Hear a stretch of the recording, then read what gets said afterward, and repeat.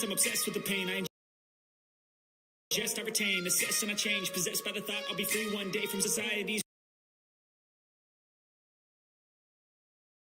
restraints. Money, clout, and fame, mud, disease, a plague. We all love to hate, have to play the game, have to make a name. All our insecurities are on this is war with the enemy. Think that it was meant to be. Living in a time where disease is on every screen. I won't let them fester me. I know most are festering. Negativity is a plague for the mentally weak.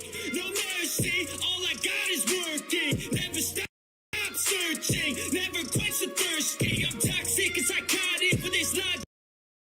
You can't stop it, it's been chronic since I was a boy, so neurotic and chaotic.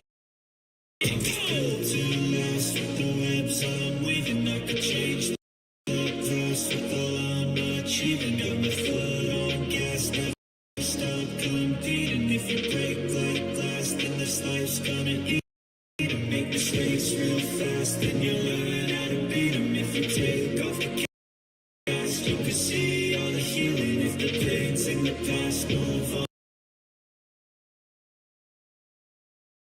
on from the grieving. Put your foot on the gas, no, never stop competing.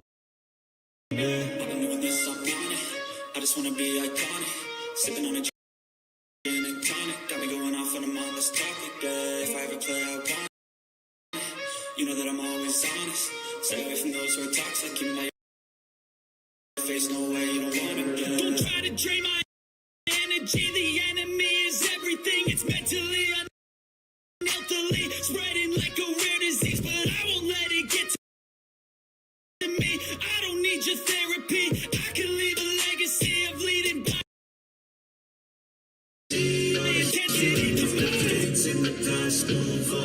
We can fight this. Freedom is priceless. Spread just like a virus. Living in a crisis. Do you feel courageous? Do you see greatness? Trust me, you can take it. Go on and take your aim. Feel too lost with the webs I'm weaving. I could change the past with all I'm achieving. Got my foot on gas, never stop competing. If you break like glass, then this life's gonna eat 'em. Make mistakes real fast, then you learn how to beat 'em. If you take off the gas, you can see all the healing. If the pain's in the past, move on from the grieving. Put your foot on the gas, no, never stop competing. Yeah.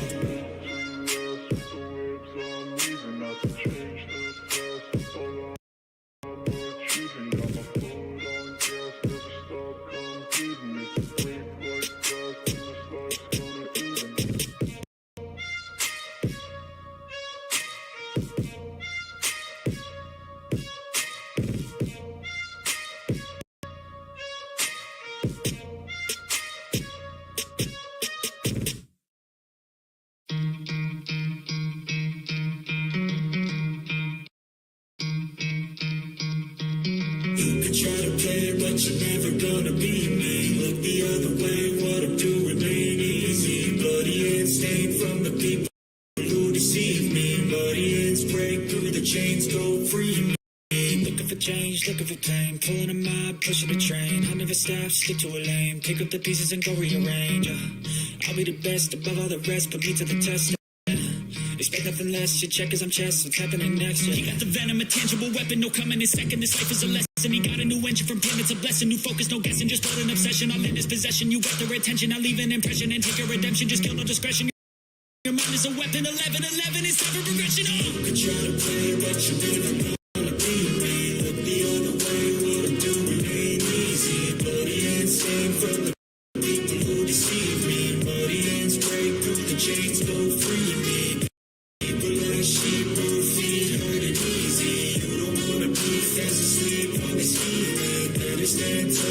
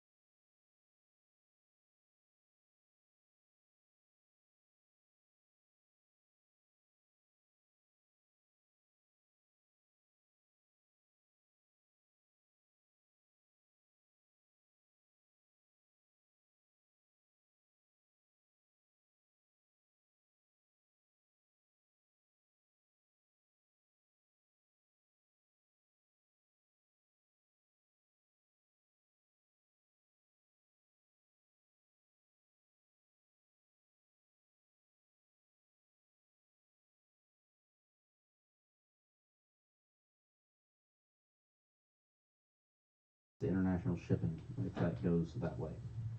Yeah, yeah, and I think that's those. There I will think, definitely be more disruptions coming down the line. yeah, I think we can all agree that Bretton Woods is over, Yeah, which it's astonishing to me that Bretton Woods is now being talked about openly and fully acknowledged, where in the past, oh, you're a conspiracy theorist if you think the Bretton Woods Agreement was anything other than exactly what it said it was. yeah, um, but I mean, to some extent, that's been over for a while, hasn't it? Um, no, the U.S. is still out there, you know, uh, trying to be the world's police in a large way. Well, there was two components to Bretton Woods, though. One was the pegging to the U.S. dollar. The other one was the U.S. dollar being tied to gold. Yes, and that portion has been obviously gone since Nixon, But but this is how it's the other been one tied to the going away was petrodollar. inevitable. It's just amazing that it lasted as long as it has. Yeah, I don't think that we would have had 44 signatories to Bretton Woods if it wasn't tied, if the U.S. dollar was not tied to gold. well, I tend to agree, but one of the things I'd say is that, you know, the U.S. had everybody over a barrel, Mm-hmm. right? It was the only economy to really survive World War II. Yeah, for sure. So we could have absolutely screwed everybody over if we wanted. We could have gone into empire at that point and kept up the old games, but we didn't. In fact, we sacrificed our economy largely to bribe everyone into joining NATO or being a affiliated or allied company to stand against the USSR Yeah, and the Warsaw Pact. yeah, yeah. Which I think was the right move at the time. Yeah, and now that this is obviously going to unwind 30 years Mm-hmm. after the USSR fell apart, Right. we'll see how well we can unwind it without starting World War III. Yeah, and that's where I think it's going to be damning impossible. Because the alliances that exist in time of peace are theoretical alliances. It's really alliances that exist in time of war that matter. Agreed. However, I don't think. I mean, Germany at this point has 100% committed itself to NATO, uh, and you know, other Until than the Bundestag is overthrown and burned to the ground. okay, I think Germany. So goes Germany. So goes Europe, with the Exactly. possible exception of the French. Yeah. But the French are going to be, protesting themselves. So that's always been the case. Yeah, And Italy may end up emerging as the winner in Europe. how so? Well, they're the only ones that have a conservative government that seems to be not following the U.S. lead on like a little puppy. Mm-hmm. Well, I still don't know how they're going to come out as a winner. I don't see them as much of a player Well, at they're all. further south for one. They Mm-hmm. have less winter to worry about. And they're an agrarian society, so they will be able to feed themselves. Germans will starve. Yeah, and you can look at import maps of who imports food versus who exports food and so Mm-hmm. on. And there are very few countries that have the ability to maintain any semblance of modernity Mm-hmm. uh, post globalism. And I that's mean, going to it's. be, you know, I like, understand the plan by the neocons was always to leverage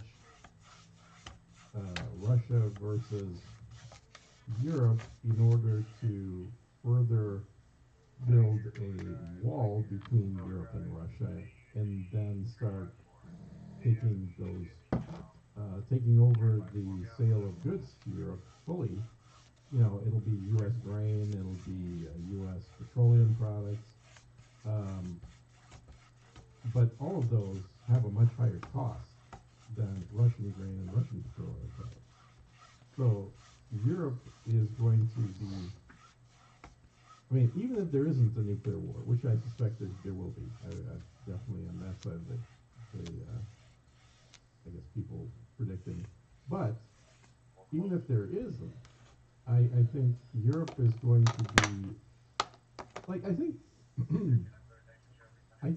when European governments decided to go all in with the sanctions and even double down on some of them to be harsher than U.S. sanctions, I find I think that they thought that literally a few months of those sanctions would end this conflict, and Well, things would go back let's to be normal. honest. Had those sanctions been applied to Russia in 2008, it probably would have. But the sanctions that were put on Russia going back to then, Yeah, basically sent a signal to Putin and the Russians that they better insulate their economy from globalism. yeah, and he's And talked they have about done that to a very large degree. Russia is very much pulled back from the global economy. exactly, and he talked about that. Is that while the original sanctions imposed on Russia were unjustified and painful, the silver lining was it forced Russia to become a lot more self-sufficient. Mm-hmm. And by doing that, a lot less able to be affected by future sanctions. Yes, And I think we've seen that. I agree. So, Now, China is not that way. no, no. China is a global economy country. If you applied the sanctions that are applied to Russia to China, Yeah. China would be, they'd be in famine very quickly. Yeah, but so would the U.S. Why is that? I know we have a disagreement on this point, but because I see just how many components of everything come from China. Yeah, but we wouldn't There's be in nothing famine. made in We the can US. feed ourselves. Oh yeah, yeah. No, we could feed ourselves, but would be living. So you don't get a new iPhone. And you don't have a power plant. Sure. No, this. Ghirardelli chocolate chips makes baking a bite better.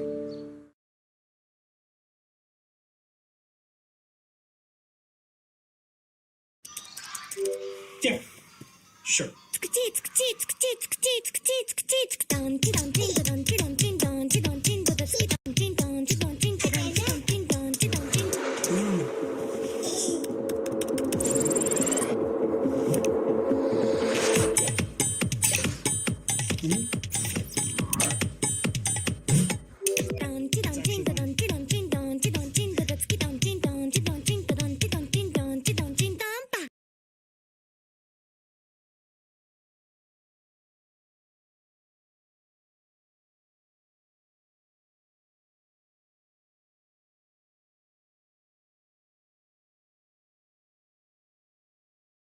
Your psychic immune system is greatly enhanced as well. The latter protects you from the negative mental-emotional force fields of others, which are highly contagious.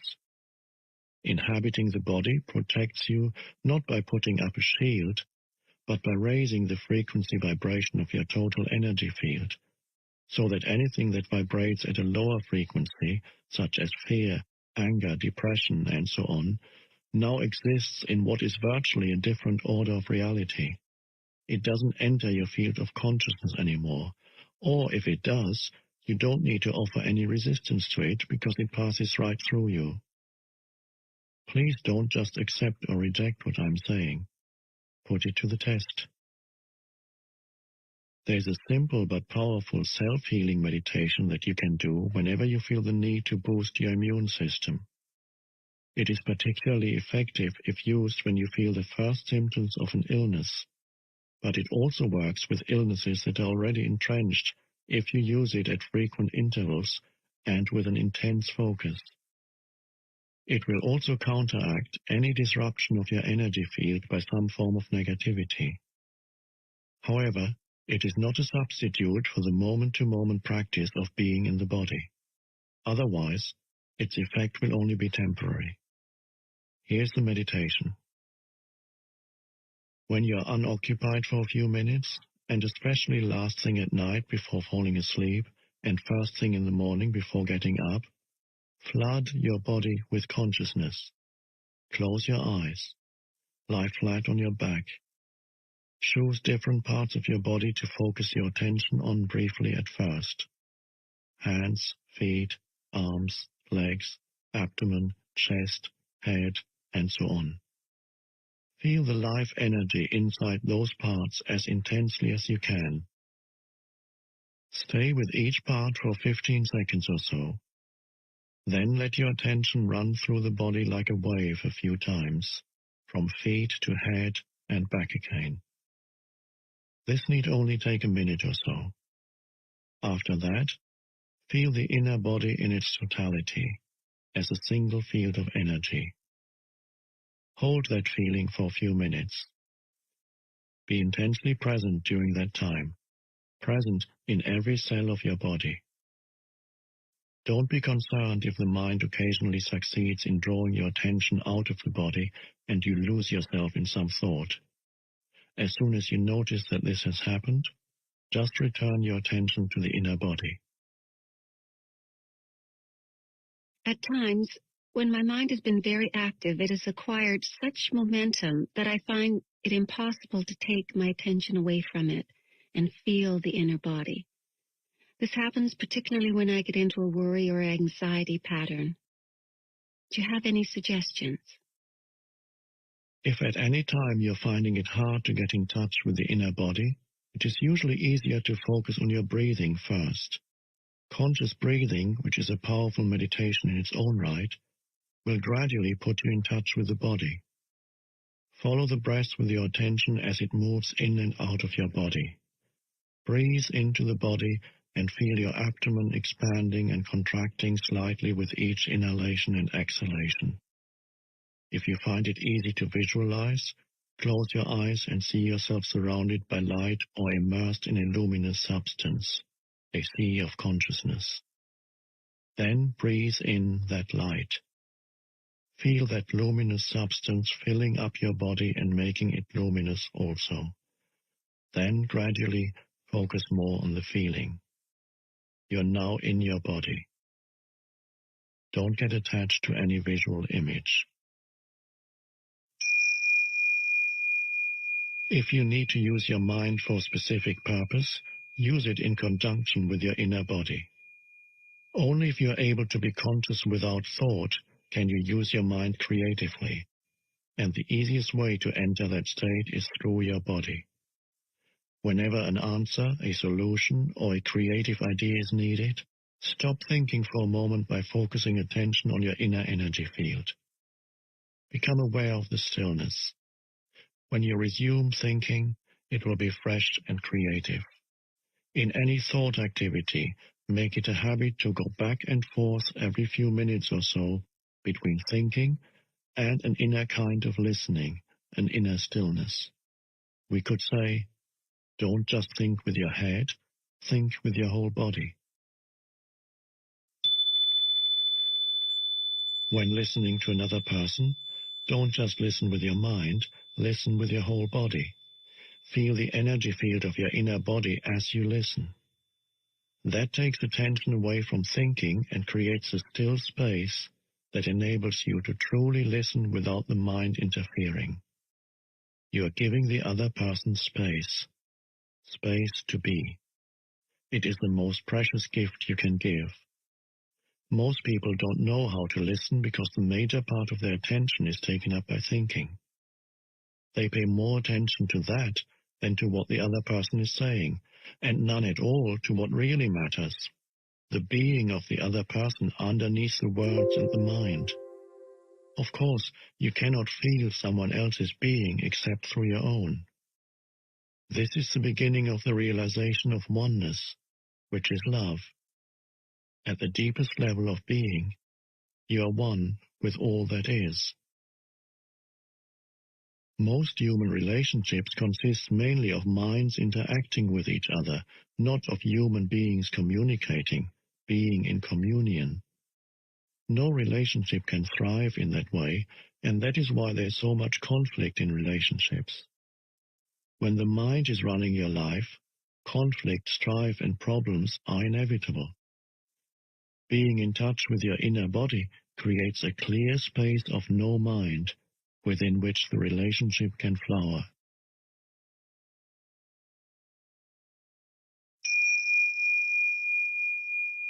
Chapter 7. Portals into the Unmanifested. I can feel the energy inside my body, especially in my arms and legs, but I don't seem to be able to go more deeply, as you suggested earlier. Make it into a meditation. It needn't take long. 10 to 15 minutes of clock time should be sufficient. Make sure first that there are no external distractions, such as telephones or people who are likely to interrupt you. Sit on a chair, but don't lean back. Keep the spine erect. Doing so will help you stay alert.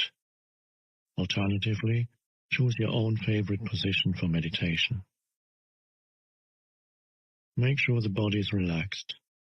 Close your eyes. Take a few deep breaths. Feel yourself breathing into the lower abdomen, as it were. Observe how it expands and contracts slightly with each in and out breath. Then become aware of the entire inner energy field of the body. Don't think about it. Feel it. By doing this, you reclaim consciousness from the mind. If you find it helpful, use the light visualization I described earlier. When you can feel the inner body clearly as a single field of energy, let go, if possible, of any visual image and focus exclusively on the feeling. If you can, also drop any mental image you may still have of the physical body. All that is left, then, is an all-encompassing sense of presence or beingness, and the inner body is felt to be without a boundary. Then take your attention even more deeply into that feeling. Become one with it. Merge with the energy field, so that there is no longer a perceived duality of the observer and the observed, of you and your body. The distinction between inner and outer also dissolves now, so there's no inner body anymore. By going deeply into the body, you have transcended the body. Stay in this realm of pure being for as long as feels comfortable. Then become aware again of the physical body, your breathing, and physical senses, and open your eyes. Look at your surroundings for a few minutes in a meditative way, that is, without labeling them mentally, and continue to feel the inner body as you do so. Having access to that formless realm is truly liberating. It frees you from bondage to form and identification with form. It is life in its undifferentiated state prior to its fragmentation into multiplicity. We may call it the unmanifested, the invisible source of all things, the being within all beings. It is the realm of deep stillness and peace, but also of joy and intense aliveness. Whenever you are present, you become transparent, to some extent, to the light, the pure consciousness that emanates from this source. You also realize that the light is not separate from who you are, but constitutes your very essence.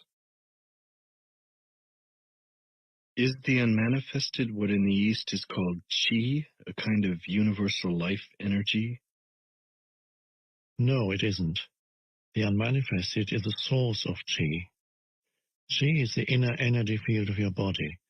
It is the bridge between the outer you and the source.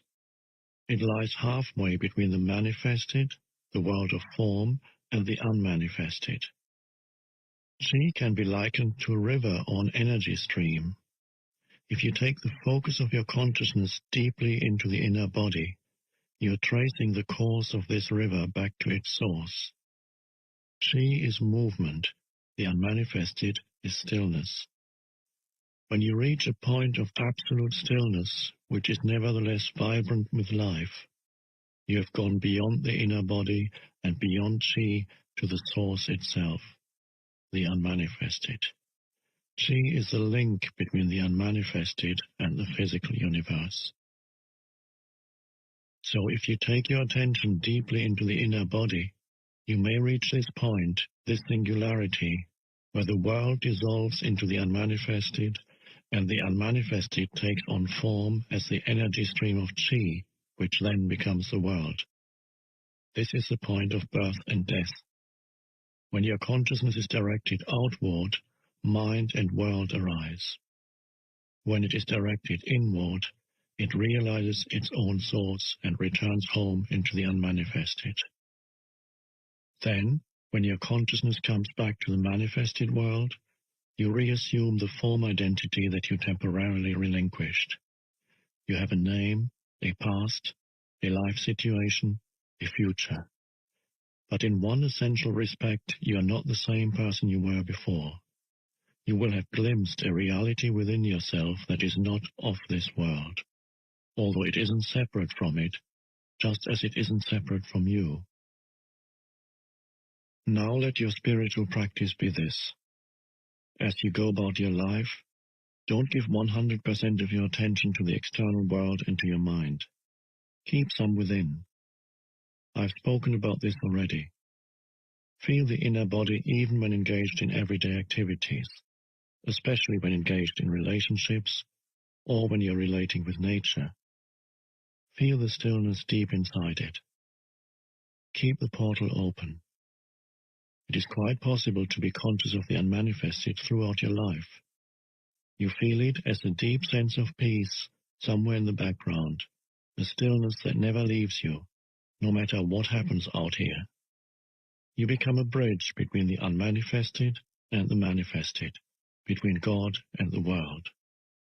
This is the state of connectedness with the source that we call enlightenment. Don't get the impression that the unmanifested is separate from the manifested. How could it be? It is the life within every form, the inner essence of all that exists. It pervades this world.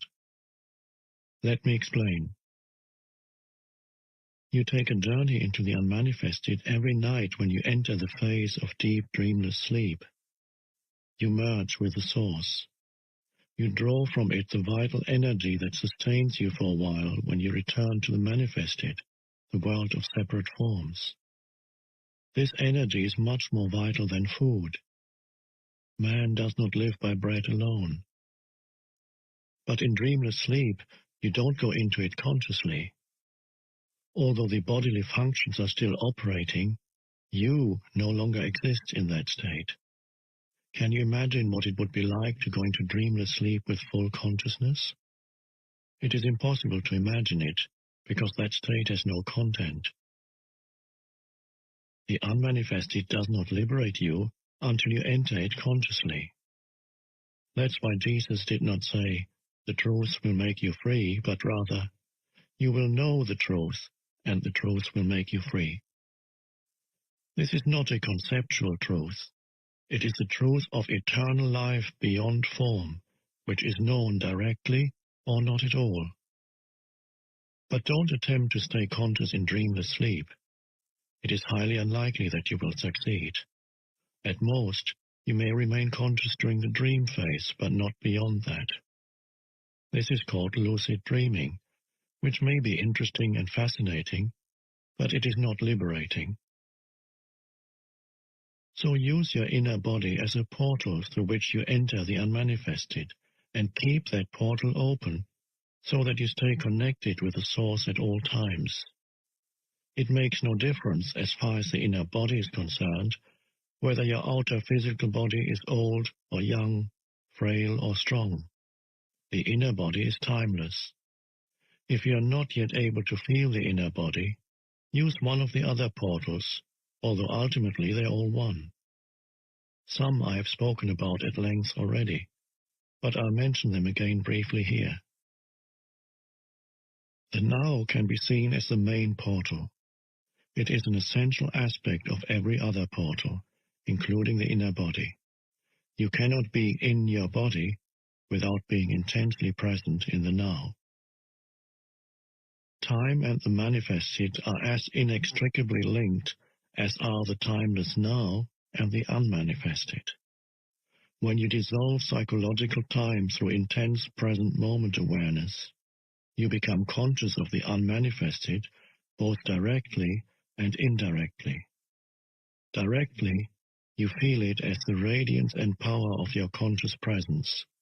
No content, just presence. Indirectly, you are aware of the unmanifested in and through the sensory realm. In other words, you feel the God essence in every creature, every flower, every stone, and you realize all that is holy.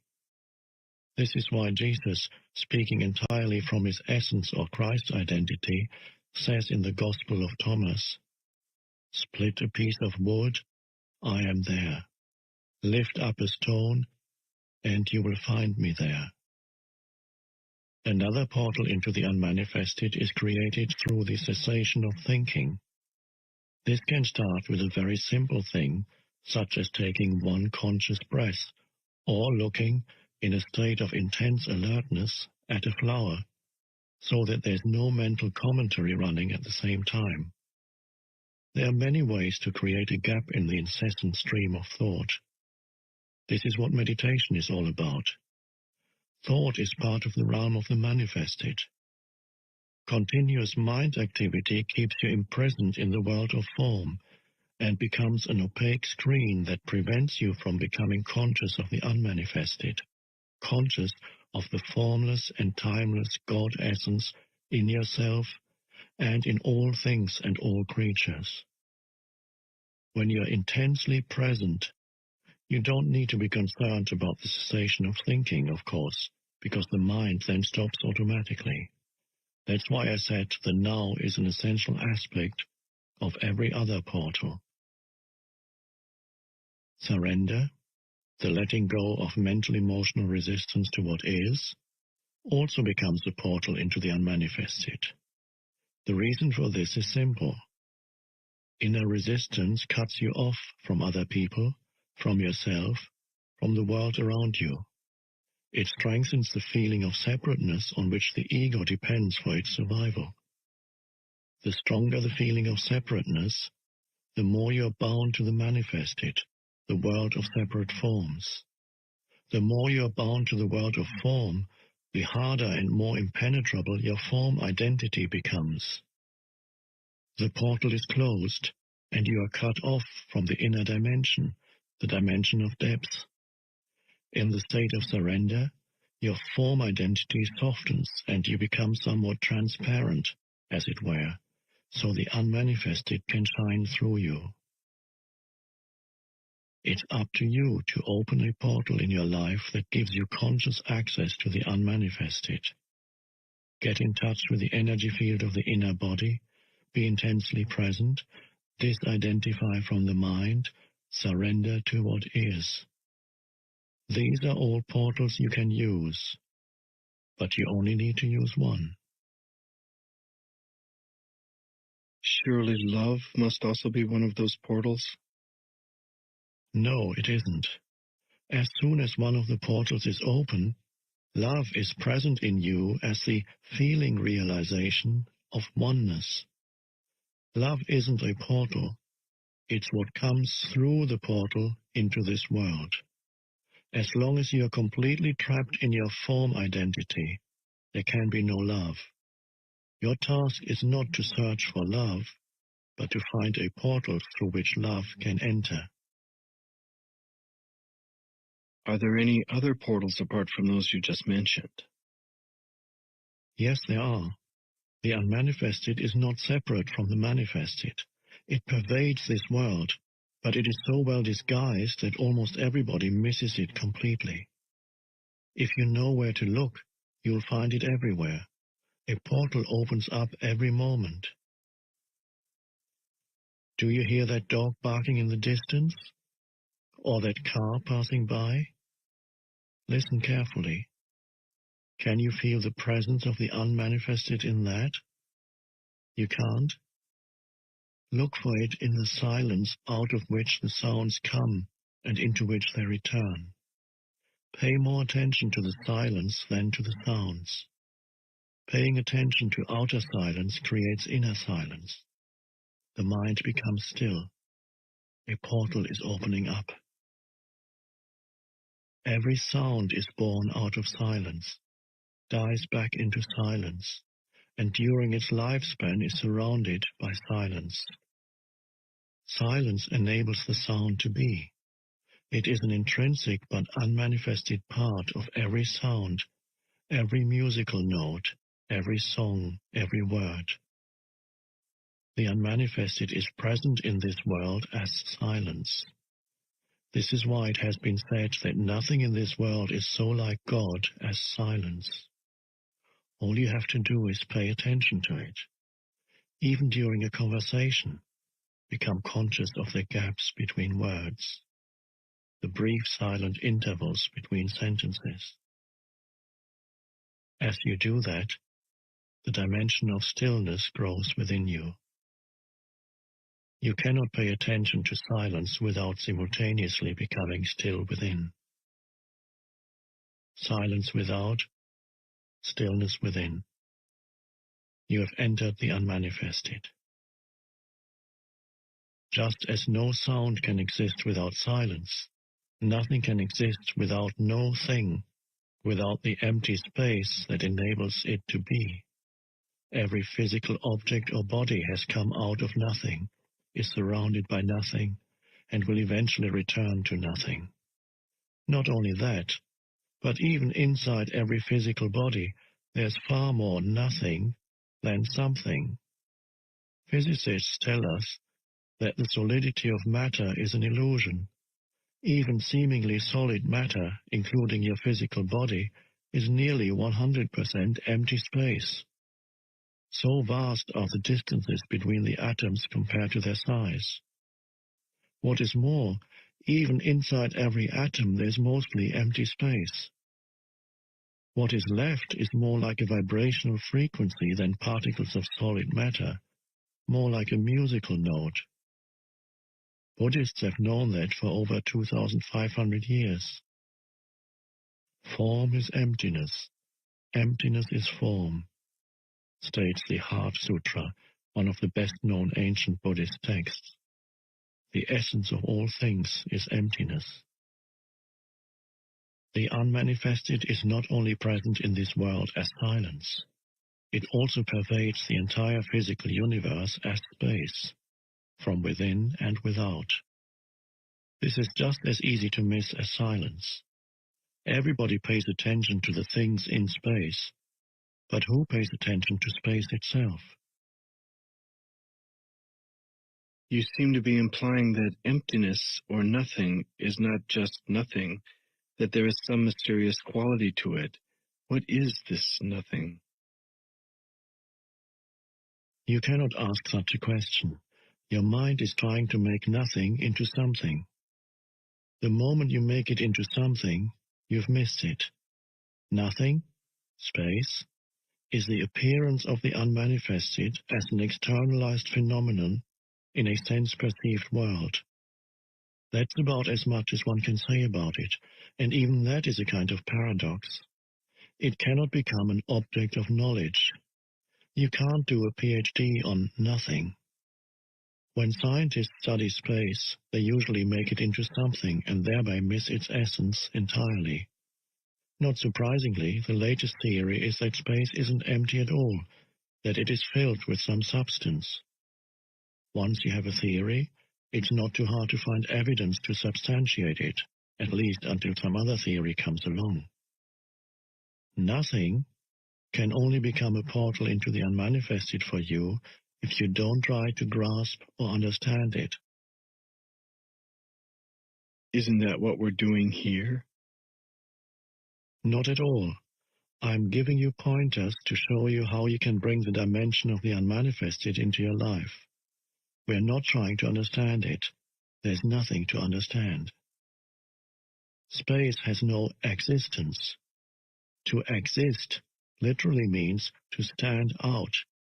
You cannot understand space because it doesn't stand out. Although in itself it has no existence, it enables everything else to exist. Silence has no existence either, nor does the unmanifest it.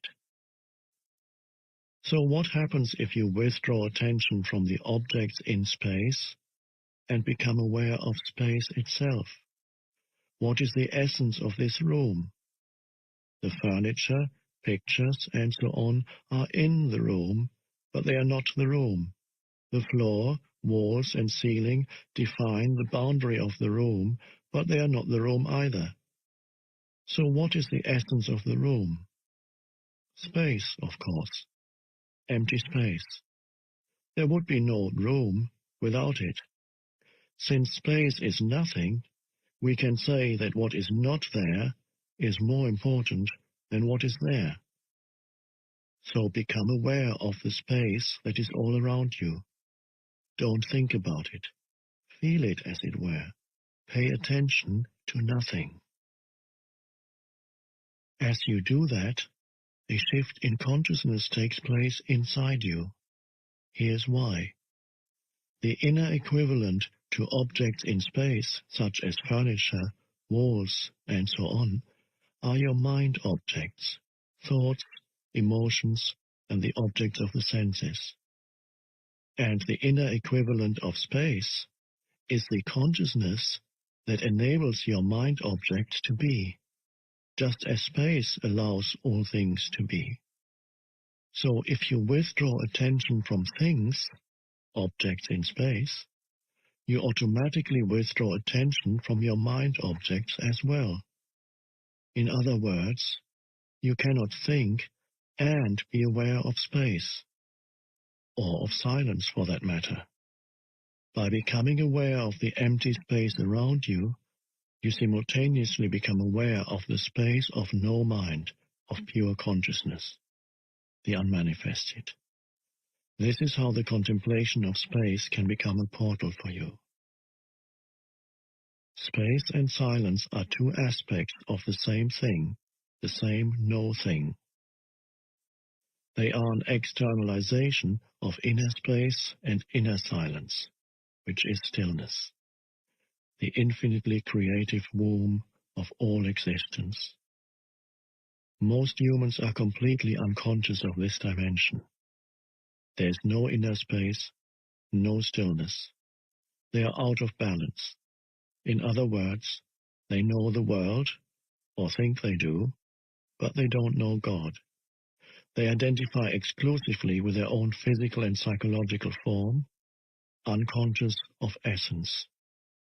And because every form is highly unstable, they live in fear.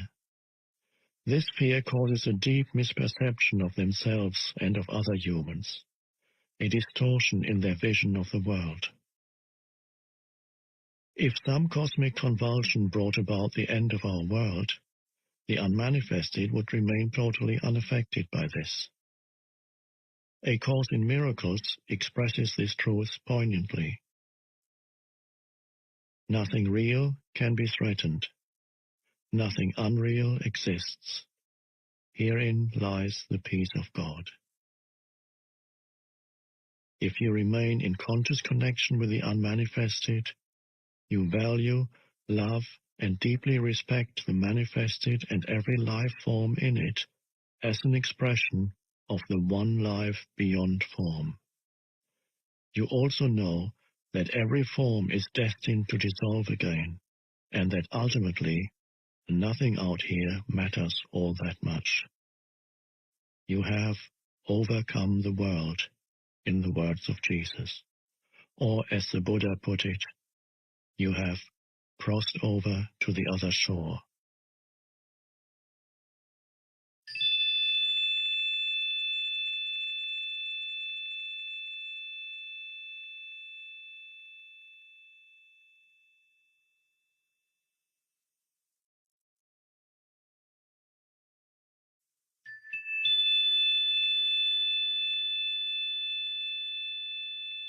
Now consider this. If there were nothing but silence, it wouldn't exist for you. You wouldn't know what it is. Only when sound appears does silence come into being. Similarly, if there were only space without any object in space, it wouldn't exist for you. Imagine yourself as a point of consciousness floating in the vastness of space.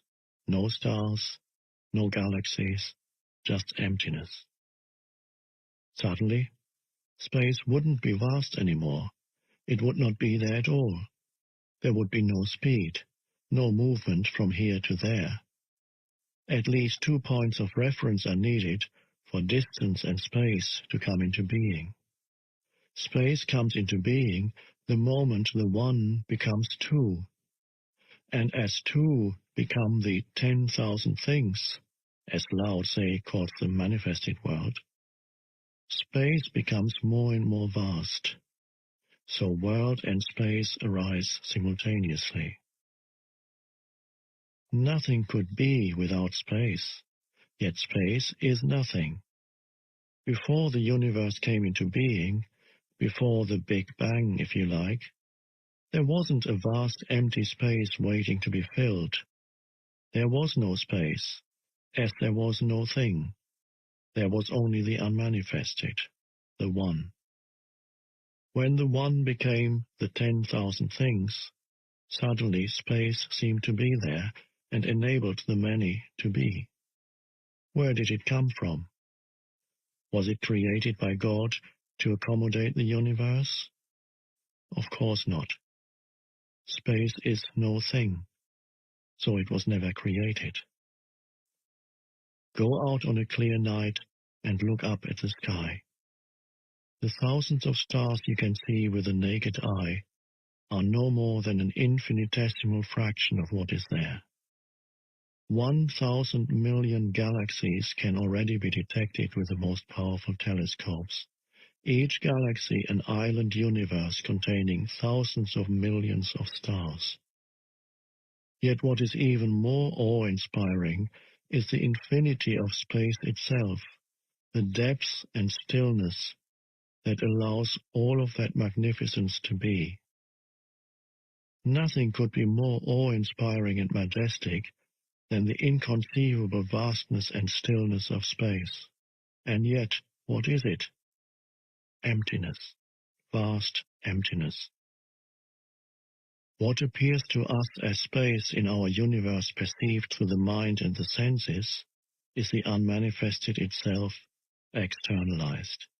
It is the body of God.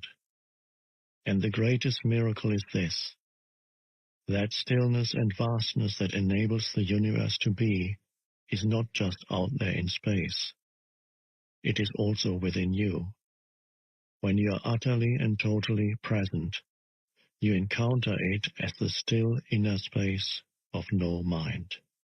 Within you, it is vast in depth, not in extension. Spatial extension is ultimately a misperception of infinite depth, an attribute of the one transcendental reality. According to Einstein, space and time are not separate. I don't really understand it, but I think he is saying that time is the fourth dimension of space. He calls it the space-time continuum. Yes, what you perceive externally as space and time are ultimately illusory, but they contain a core of truth. They are the two essential attributes of God, infinity and eternity, perceived as if they had an external existence outside you. Within you, both space and time have an inner equivalent that reveals their true nature, as well as your own. Whereas space is the still, infinitely deep realm of no mind, the inner equivalent of time is presence, awareness of the eternal now. Remember that there is no distinction between them. When space and time are realized within as the unmanifested, no mind and presence, external space and time continue to exist for you, but they become much less important. The world, too, continues to exist for you, but it will not bind you anymore. Hence, the ultimate purpose of the world lies not within the world, but in transcendence of the world. Just as you would not be conscious of space if there were no objects in space, the world is needed for the unmanifested to be realized. You may have heard the Buddhist saying, if there were no illusion, there would be no enlightenment. It is through the world and ultimately through you that the unmanifested knows itself. You are here to enable the divine purpose of the universe to unfold. That is how important you are. Apart from dreamless sleep, which I mentioned already, there is one other involuntary portal.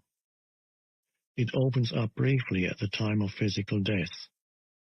Even if you have missed all the other opportunities for spiritual realization during your lifetime, one last portal will open up for you immediately after the body has died. There are countless accounts by people who had a visual impression of this portal as radiant light, and then returned from what is commonly known as a near-death experience. Many of them also spoke of a sense of blissful serenity and deep peace. In the Tibetan Book of the Dead, it is described as the luminous splendor of the colorless light of emptiness, which it says is your own true self. This portal opens up only very briefly, and unless you have already encountered the dimension of the unmanifested in your lifetime, you will likely miss it. Most people carry too much residual resistance, too much fear, too much attachment to sensory experience, too much identification with the manifested world. So they see the portal, turn away in fear, and then lose consciousness. Most of what happens after that is involuntary and automatic. Eventually, there will be another round of birth and death. Their presence wasn't strong enough yet for conscious immortality. So going through this portal does not mean annihilation? As with all the other portals, your radiant true nature remains, but not the personality. In any case, whatever is real of true value in your personality is your true nature shining through. This is never lost. Nothing that is of value, nothing that is real, is ever lost. Approaching death, and death itself, the dissolution of the physical form, is always a great opportunity for spiritual realization.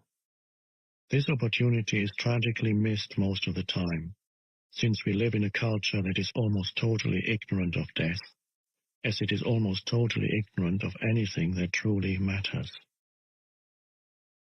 Every portal is a portal of death, the death of the false self. When you go through it, you cease to derive your identity from your psychological, mind-made form. You then realize that death is an illusion, just as your identification with form was an illusion. The end of illusion, that's all that death is. It is painful only as long as you cling to illusion.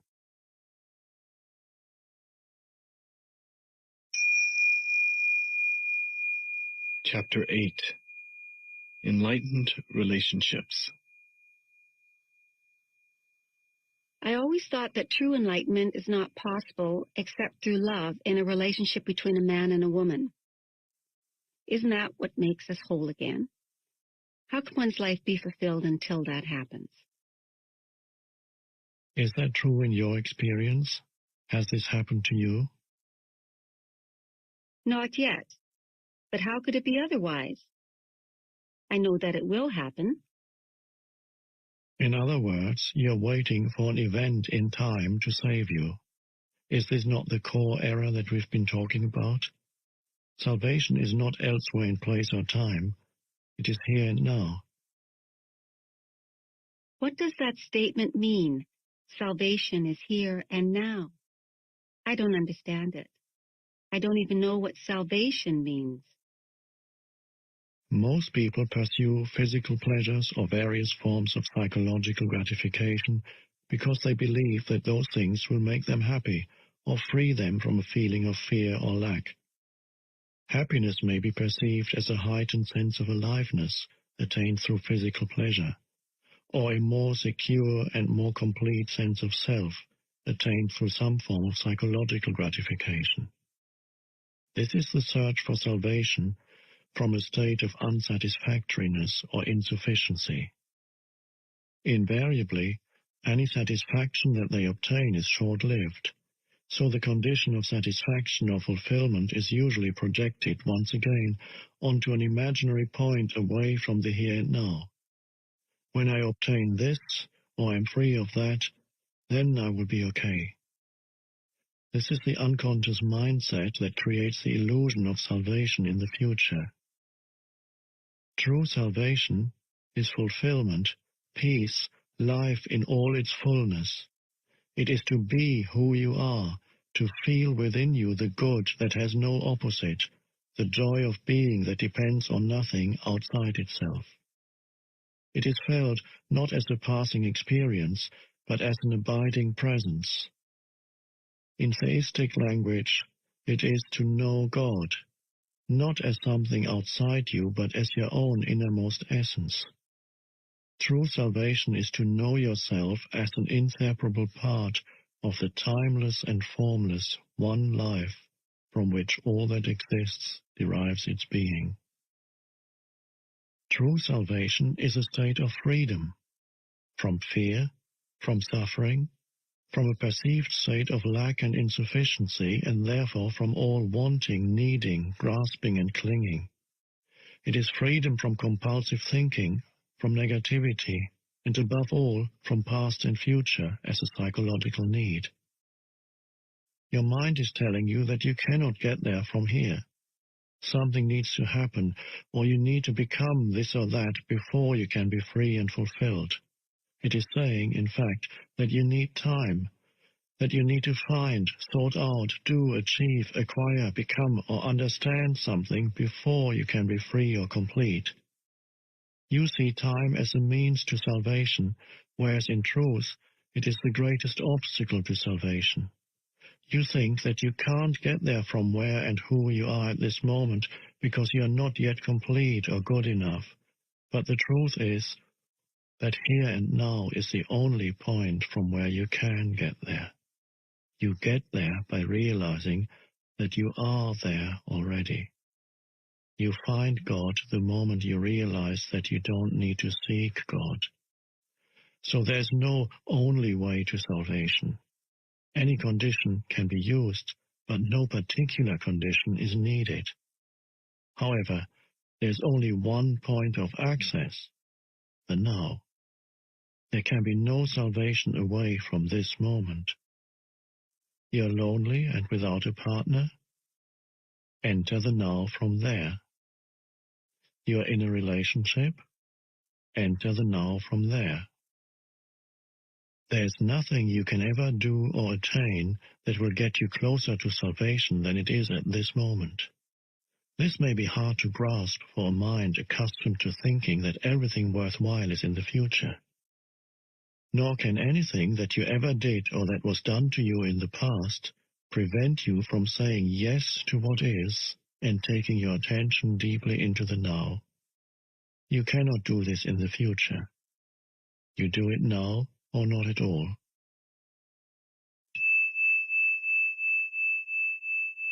Unless and until you access the consciousness frequency of presence, all relationships, and particularly intimate relationships, are deeply flawed and ultimately dysfunctional. They may seem perfect for a while, such as when you are in love, but invariably that apparent perfection gets disrupted as arguments, conflicts, dissatisfaction, and emotional or even physical violence occur with increasing frequency. It seems that most love relationships become love-hate relationships before long. Love can then turn into savage attack, feelings of hostility, or complete withdrawal of affection at the flick of a switch. This is considered normal. The relationship then oscillates for a while, a few months or a few years, between the polarities of love and hate, and it gives you as much pleasure as it gives you pain. It is not uncommon for couples to become addicted to those cycles. Their drama makes them feel alive. When a balance between the positive-negative polarities is lost and the negative-destructive cycles occur with increasing frequency and intensity, which tends to happen sooner or later, then it will not be long before the relationship finally collapses. It may appear that if you could only eliminate the negative or destructive cycles, then all would be well and the relationship would flower beautifully. But alas, this is not possible. The polarities are mutually interdependent. You cannot have one without the other. The positive already contains within itself the as yet unmanifested negative. Both are in fact different aspects of the same dysfunction. I am speaking here of what is commonly called romantic relationships, not of true love, which has no opposite because it arises from beyond the mind. Love as a continuous state is as yet very rare as conscious human beings. Brief and elusive glimpses of love, however, are possible whenever there's a gap in the stream of mind. The negative side of a relationship is, of course, more easily recognizable as dysfunctional than the positive one. And it is also easier to recognize the source of negativity in your partner than to see it in yourself. It can manifest in many forms: possessiveness, jealousy, control, withdrawal, and unspoken resentment, the need to be right, insensitivity and self-absorption, emotional demands and manipulation, the urge to argue, criticize, judge, blame, or attack, anger, unconscious revenge for past pain inflicted by a parent, rage, and physical violence. On the positive side, you are in love with your partner. This is at first a deeply satisfying state. You feel intensely alive. Your existence has suddenly become meaningful because someone needs you, wants you, and makes you feel special, and you do the same for him or her. When you are together, you feel whole. The feeling can become so intense that the rest of the world fades into insignificance. However, you may also have noticed that there is a neediness and a clinging quality to that intensity. You become addicted to the other person. He or she acts on you like a drug. You're on a high when the drug is available, but even the possibility or the thought that he or she might no longer be there for you can lead to jealousy, possessiveness, attempts at manipulation through emotional blackmail, blaming and accusing, fear of loss. If the other person does leave you, this can give rise to the most intense hostility or the most profound grief and despair. In an instant, loving tenderness can turn into a savage attack or dreadful grief. Where is the love now? Can love change into its opposite in an instant? Was it love in the first place, or just an addictive grasping and clinging? Why should we become addicted to another person? The reason why the romantic love relationship is such an intense and universally sought-after experience is that it seems to offer liberation from a deep-seated state of fear, need, lack, and incompleteness that is part of the human condition in its unredeemed and unenlightened state. There is a physical as well as a psychological dimension to this state. On the physical level, you are obviously not whole, nor will you ever be. You are either a man or a woman, which is to say, one half of the whole. On this level, the longing for wholeness, the return to oneness, manifests as male-female attraction, man's need for woman, woman's need for man. It is an almost irresistible urge for union with the opposite energy polarity. The root of this physical urge is a spiritual one, the longing for an end to duality, a return to the state of wholeness. Sexual union is the closest you can get to this state on the physical level. This is why it is the most deeply satisfying experience the physical realm can offer. But sexual union is no more than a fleeting glimpse of wholeness, an instant of bliss. As long as it is unconsciously sought as a means of salvation, you are seeking the end of duality on the level of form, where it cannot be found. You are given a tantalizing glimpse of heaven, but you are not allowed to dwell there and find yourself again in a separate body. On the psychological level, the sense of lack and incompleteness is, if anything, even greater than on the physical level. As long as you are identified with your mind, you have an externally derived sense of self. That is to say, you get your sense of who you are from things that ultimately have nothing to do with who you are. Your social role, possessions, external appearance, successes and failures, belief systems, and so on. This false mind-made self, the ego, feels vulnerable, insecure, and is always seeking new things to identify with to give it a feeling that it exists. But nothing is ever enough to give it lasting fulfillment. Its fear remains. Its sense of lack and neediness remains. But then that special relationship comes along. It seems to be the answer to all the ego's problems and to meet all its needs. At least this is how it appears at first. All the other things that you derived your sense of self from before now become relatively insignificant. You now have a single focal point that replaces them all, gives meaning to your life, and through which you define your identity, the person you are in love with. You are no longer a disconnected fragment in an uncaring universe, or so it seems. Your world now has a center, the loved one. The fact that the center is outside you and that, therefore, you still have an externally derived sense of self does not seem to matter at first. What matters is that the underlying feelings of incompleteness, of fear, lack, and unfulfillment, so characteristic of the egoic state, are no longer there. Or are they? Have they dissolved, or do they continue to exist underneath the happy surface reality? If in your relationships you experience both love and the opposite of love, attack, emotional violence, and so on, then it is likely that you are confusing ego attachment and addictive clinging with love. You cannot love your partner one moment and attack him or her the next. True love has no opposite. If your love has an opposite, then it is not love, but a strong ego need for a more complete and deeper sense of self, a need that the other person temporarily meets.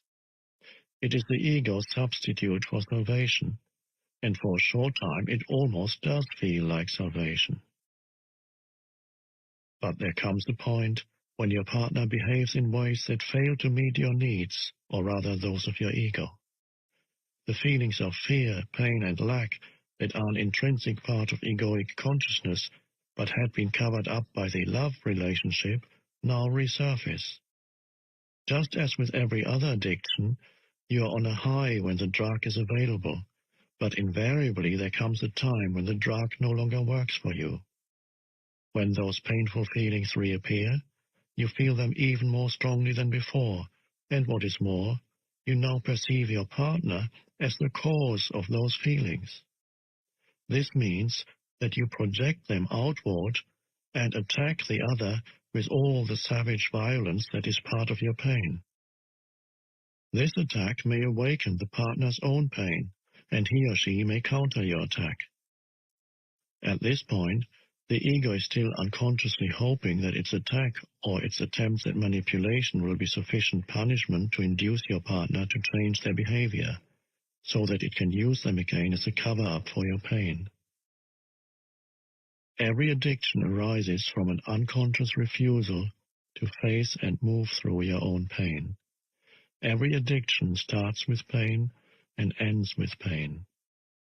Whatever the substance you are addicted to, alcohol, food, legal or illegal drugs, or a person, you're using something or somebody to cover up your pain. This is why, after the initial euphoria has passed, there's so much unhappiness, so much pain in intimate relationships. They do not cause pain and unhappiness. They bring out the pain and unhappiness that is already in you. Every addiction does that. Every addiction reaches a point where it does not work for you anymore, and then you feel the pain more intensely than ever.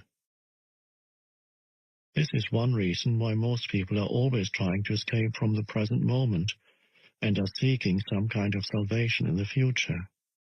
The first thing that they might encounter if they focus their attention on the now is their own pain, and this is what they fear.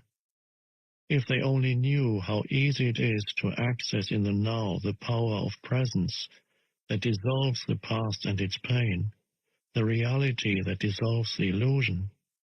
If they only knew how close they are to their own reality, how close to God. Avoidance of relationships in an attempt to avoid pain is not the answer either. The pain is there anyway. 3 failed relationships in as many years are more likely to force you into awakening than 3 years on a desert island or shut away in your room. But if you could bring intense presence into your aloneness, that would work for you too. Can we change an addictive relationship into a true one? Yes, being present and intensifying your presence by taking your attention ever more deeply into the now. Whether you're living alone or with a partner, this remains the key. For love to flourish, the light of your presence needs to be strong enough so that you no longer get taken over by the thinker or the pain body and mistake them for who you are. To know yourself as the being underneath the thinker, the stillness underneath the mental noise, the love and joy underneath the pain is freedom, salvation, enlightenment. To disidentify from the pain body is to bring presence into the pain and thus transmute it. To disidentify from thinking is to be the silent watcher of your thoughts and behavior, especially the repetitive patterns of your mind and the roles played by the ego. If you stop investing it with selfness, the mind loses its compulsive quality, which basically is the compulsion to judge and so to resist what is, which creates conflict, drama, and new pain. In fact, the moment that judgment stops through acceptance of what is, you are free of the mind. You have made room for love, for joy, for peace. First you stop judging yourself. Then you stop judging your partner. The greatest catalyst for change in a relationship is complete acceptance of your partner as he or she is, without needing to judge or change them in any way. That immediately takes you beyond ego. All mind games and all addictive clinging are then over. There are no victims and no perpetrators anymore, no accuser and accused. This is also the end of all codependency, of being drawn into somebody else's unconscious pattern and thereby enabling it to continue. You will then either separate, in love, or move ever more deeply into the now together, into being. Can it be that simple? Yes, it is that simple. Love is a state of being. Your love is not outside, it is deep within you. You can never lose it, and it cannot leave you. It is not dependent on some other body, some external form. In the stillness of your presence, you can feel your own formless and timeless reality as the unmanifested life that animates your physical form. You can then feel the same life deep within every other human and every other creature. You look beyond the veil of form and separation. This is the realization of oneness.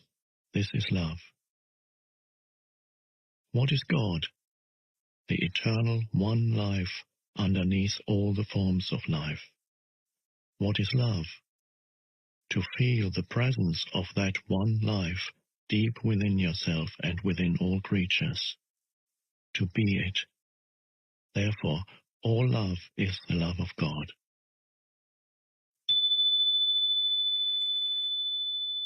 Love is not selective, just as the light of the sun is not selective. It does not make one person special. It is not exclusive. Exclusivity is not the love of God, but the love of ego. However, the intensity with which true love is felt can vary. There may be one person who reflects your love back to you more clearly and more intensely than others, and if that person feels the same towards you, it can be said that you are in a love relationship with him or her. The bond that connects you with that person is the same bond that connects you with a person sitting next to you on a bus, or with a bird, a tree, a flower. Only the degree of intensity with which it is felt differs. Even in an otherwise addictive relationship, there may be moments when something more real shines through, something beyond your mutual addictive needs. These are moments when both your and your partner's mind briefly subside, and the pain body is temporarily in a dormant state. This may sometimes happen during physical intimacy, or when you are both witnessing the miracle of childbirth, or in the presence of death, or when one of you is seriously ill. Anything that renders the mind powerless. When this happens, your being, which is usually buried underneath the mind, becomes revealed, and it is this that makes true communication possible. True communication is communion, the realization of oneness, which is love. Usually this is quickly lost again, unless you are able to stay present enough to keep out the mind and its old patterns. As soon as the mind and mind identification return, you are no longer yourself, but a mental image of yourself, and you start playing games and roles again to get your ego needs met. You are a human mind again, pretending to be a human being, interacting with another mind, playing a drama called love. Although brief glimpses are possible, love cannot flourish unless you are permanently free of mind identification, and your presence is intense enough to have dissolved the pain body. Or you can at least remain present as the watcher. The pain body cannot then take you over and so become destructive of love. As the egoic mode of consciousness and all the social, political, and economic structures that it created enter the final stage of collapse, the relationships between men and women reflect the deep state of crisis in which humanity now finds itself. As humans have become increasingly identified with their mind, most relationships are not rooted in being, and so turn into a source of pain and become dominated by problems and conflict. Millions are now living alone or as single parents, unable to establish an intimate relationship or unwilling to repeat the insane drama of past relationships. Others go from one relationship to another, from one pleasure and pain cycle to another, in search of the elusive goal of fulfillment through union with the opposite energy polarity.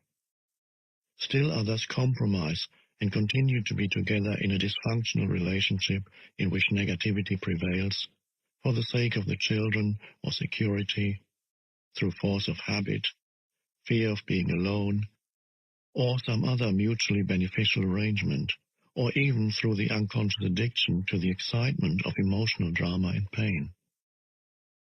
However, every crisis represents not only danger but also opportunity. If relationships energize and magnify egoic mind patterns and activate the pain body, as they do at this time, why not accept this fact rather than try to escape from it? Why not cooperate with it instead of avoiding relationships or continuing to pursue the phantom of an ideal partner as an answer to your problems or means of feeling fulfilled? The opportunity that is concealed within every crisis does not manifest until all the facts of any given situation are acknowledged and fully accepted.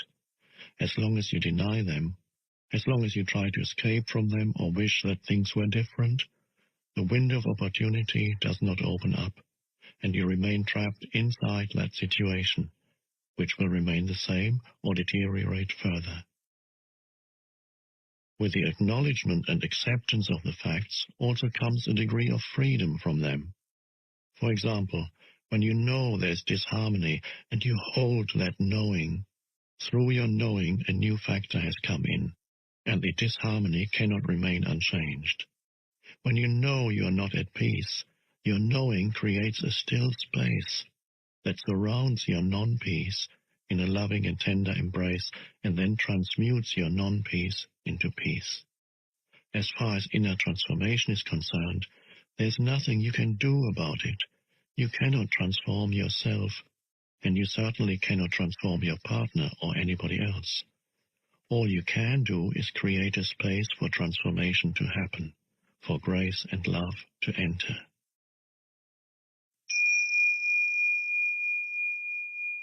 So whenever your relationship is not working, whenever it brings out the madness in you and in your partner, be glad. What was unconscious is being brought up to the light. It is an opportunity for salvation. Every moment, hold the knowing of that moment, particularly of your inner state. If there's anger, know there's anger. If there's jealousy, defensiveness, the urge to argue, the need to be right, an inner child demanding love and attention, or emotional pain of any kind, whatever it is, know the reality of that moment and hold the knowing. The relationship then becomes your sadhana, your spiritual practice. If you observe unconscious behavior in your partner, hold it in the loving embrace